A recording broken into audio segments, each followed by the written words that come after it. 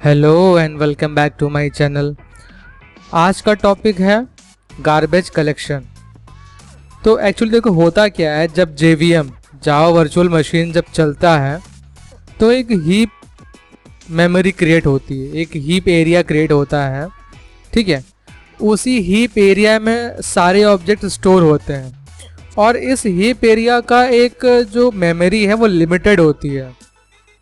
तो जाहिर सी बात है कि अगर हमको लिमिटेशन कोई मेरे पास है तो उसमें जो फालतू चीज़ें हैं उसको हटाएंगे, तभी हमारा काम चलता रहेगा। तो जो उस हीप एरिया जिसको हम लोग रन टाइम डेटा एरिया भी कहते हैं, ठीक है, तो उसमें क्या होता है, जितने भी ऑब्जेक्ट्स पड़े हुए हैं उसमें से जो ऑब्जेक्ट्स किसी भी चीज़ को पॉइंट आउट नहीं कर रहे हैं, जो कि नल है, ठीक, तो उसको गार्बेज कलेक्शन के लिए एलिजिबल हो जाते हैं।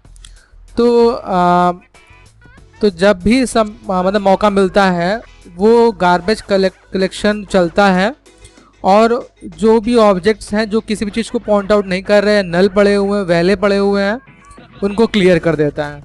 ठीक है, ताकि हमारा मेमोरी मैनेजमेंट बता रहे हैं, मतलब कि हीप एरिया जो कि एक लिमिटेड एरिया है उसमें हमारा वही चीज़ रहे, वही ऑब्जेक्ट्स रहें जो कि काम के हैं, जो कि किसी भी काम के ऑब्जेक्ट्स नहीं हैं, नल है, फालतू के पड़े हुए, उसको क्लियर कर देता है। ठीक है, तो इसी प्रोसेस को गार्बेज कलेक्शन बोलते हैं।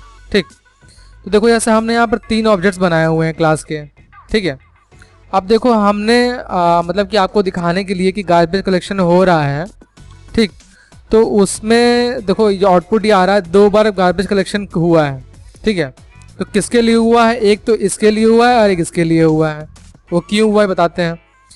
तो पहले वाला जो है वो इसलिए हुआ है क्योंकि हमने इस ऑब्जेक्ट जो हमने ऑब्जेक्ट बनाया है, ठीक है, जो हमने इंस्टेंस क्रिएट किया हुआ है इस क्लास का, उसको हमने जानबूझ के नल ही रख दिया है। तो जब नल है मतलब कि ये ऑब्जेक्ट नल है, ये किसी भी चीज़ को पॉइंट आउट कर ही नहीं रहा है। ठीक है, इसका कोई मतलब कि कोई काम ही नहीं है आप। ठीक है, तो ये बना, ठीक है, अब उसके बाद गार्बेज कलेक्शन के लिए एलिजिबल हो गया कि भैया ये फालतू पड़ा हुआ है, ये ऑब्जेक्ट नल है, अब इसको क्लियर कर दो, ताकि हमारी हीप मेमोरी जो कि लिमिटेड है उसमें काम की चीज़ें रहें, खाली बस काम के ही ऑब्जेक्ट्स रहें, बाकी के ऑब्जेक्ट्स ना रहें। ठीक, तो ये तुरंत गार्बेज कलेक्शन के लिए एलिजिबल हो जाएगा, जो कि ये आपका आ रहा है पहले। ठीक है, दूसरा ये जैसे ऑब्जेक्ट 1 है जो बना हुआ है, ये मैंने ऑब्जेक्ट बनाया हुआ है, और एक ऑब्जेक्ट 2 बनाया हुआ है। तो ऑब्जेक्ट 2 में ऑब्जेक्ट 1 को स्टोर करा दिया है, जिसकी वजह से हुआ क्या है कि ऑब्जेक्ट 2 किसी भी को रेफरेंस नहीं कर रहा है, ऑब्जेक्ट 1 रेफरेंस कर रहा है। तो ऑब्जेक्ट 2 तुरंत एलिजिबल हो गया है गार्बेज कलेक्शन के लिए। ठीक, क्योंकि आपको मतलब दिख भी रहा होगा ना ये कि OBJ थोड़ा सा ग्रेश है, ये भी थोड़ा सा ग्रेश है, तो ये किसी भी चीज़ को पॉइंट आउट नहीं कर रहा है। ऑब्जेक्ट 1 ऑब्जेक्ट 2 में स्टोर हो गया है और ऑब्जेक्ट 2 किसी चीज़ को रेफर ही नहीं कर रहा है। ठीक, तो ऑब्जेक्ट 1 ऑब्जेक्ट 2 में हो गया है, लेकिन ऑब्जेक्ट 2 तो कहीं कुछ हो ही नहीं रहा है इसका, तो इसीलिए गार्बेज कलेक्शन के लिए एलिजिबल हो गया है। तो दूसरा जो आपको आउटपुट दिख रहा है नीचे, वो गार्बेज कलेक्शन वो इसी का ही है। तो एक तो इसने क्रिएट कर दिया और एक दूसरा इसने क्रिएट किया है। ठीक, फिर से एक बार रिवाइज करा देते हैं। गार्बेज कलेक्शन मतलब कि कोई भी ऑब्जेक्ट अगर किसी भी चीज़ को पॉइंट आउट नहीं कर रहा है, नल है, तो गार्बेज कलेक्शन के लिए एलिजिबल हो जाता है। फिर वो मतलब कि आपने आप प्रोसेस रन होता है बैकग्राउंड में, किसी भी टाइम वो क्लियर हो जाता है, उसका कोई फिक्स टाइमिंग नहीं है। लेकिन अगर आपको दिखाने के लिए system.jc के थ्रू हम गार्बेज कलेक्ट करवाएंगे, आपको दिखाने के लिए, देखिए कि गार्बेज कलेक्शन हो गया है। ठीक है, चलो इसको रन करके देखते हैं। देखो अभी सबसे पहले इस पे आया, ठीक, ऑब्जेक्ट पे ऑब्जेक्ट क्रिएट किया है, इंस्टेंस क्रिएट किया है, ठीक, ऑब्जेक्ट बनाया है क्लास का।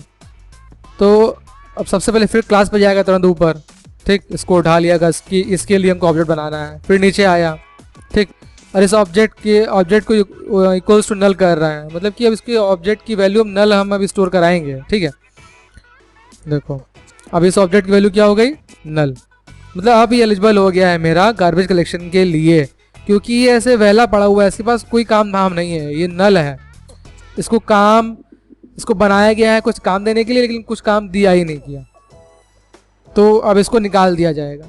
ठीक, और कैसे निकलेगा, वो गार्बेज कलेक्शन के थ्रू। इस प्रोसेस को गार्बेज कलेक्शन ही बोलते हैं। मतलब ये गार्बेज है, कूड़ा है एक तरह से, तो कूड़े को तुरंत डस्टबिन में डाल के हटा देते हैं। ठीक, तो वैसे इसको भी कर रहे हैं, इसको हटा दिया जाएगा इसके थ्रू। ठीक है, देखो system.json के थ्रू हम आपको इसको दिखाते हैं कैसे हटेगा ये। ठीक, तो ये देखिए 2 ऑब्जेक्ट और बने हैं, ये बना है, ये बना है। तो इसमें हुआ क्या है, देखो ये ऑब्जेक्ट 1 बना, ऊपर गया, ऑब्जेक्ट बना, ऑब्जेक्ट 2 पे आया, ऊपर गया, ऑब्जेक्ट 2 बना, ऑब्जेक्ट 2 में ऑब्जेक्ट 1 को स्टोर करा दिया। ठीक है, तो अब हुआ क्या है, ऑब्जेक्ट 2 में ऑब्जेक्ट 1 को स्टोर करा दिया, लेकिन ऑब्जेक्ट 2 का तो कोई पॉइंट ही नहीं है। ठीक, मतलब ऑब्जेक्ट 1 ऑब्जेक्ट 2, ठीक, ऑब्जेक्ट 1 को ऑब्जेक्ट 2 में कर दिया, लेकिन ऑब्जेक्ट 2 कहीं कुछ हो ही नहीं रहा है, तो ये एक तरह से नल। ठीक, अब इसका कोई रेफरेंस नहीं है, तो अब इसका मतलब इसको गार्बेज कलेक्ट करेंगे हम लोग। तो ये एलिजिबल हो गया है कि भैया कि इसका भी कुछ काम धाम नहीं है, अब इसको भी हटाओ, इसको भी हटाओ। तो एक ये हटेगा, एक ये हटेगा, ये नहीं हटेगा बिकॉज इसको हमने इसको रेफरेंस कर दिया है ऑब्जेक्ट 2 पे, ऑब्जेक्ट 2 का कोई रेफरेंस ही नहीं हो रहा है। तो देखो अब नेक्स्ट पढ़ेंगे, तो देखो system.json चला, उसके जस्ट चलने से पहले देखो अभी तुरंत आ जाएगा, कलेक्शन होने से पहले गार्बेज कलेक्ट हो गया। देखो ये गार्बेज कलेक्ट किया हुआ, गार्बेज कलेक्ट किया हुआ। ठीक, तो ये दोनों कलेक्शन हो गए। ठीक, तो मेन फंडा है गार्बेज कलेक्शन का, जो भी ऑब्जेक्ट जिनका भी कोई रेफरेंस नहीं है, कहीं उसका यूज़ नहीं हो रहा है, फालतू पड़े हुए हैं हीप मेमोरी में, तो हीप मेमोरी को बचाने के लिए उनको तुरंत सफाया कर देते हैं, उठा के फेंक देते हैं बाहर। जो काम की चीज़ें हैं वही हीप मेमोरी में रहेंगी, और हीप एरिया जो है उसको हम लोग एक तरह से रन टाइम डेटा एरिया भी बोलते हैं, जहाँ पर ऑब्जेक्ट्स स्टोर होते हैं।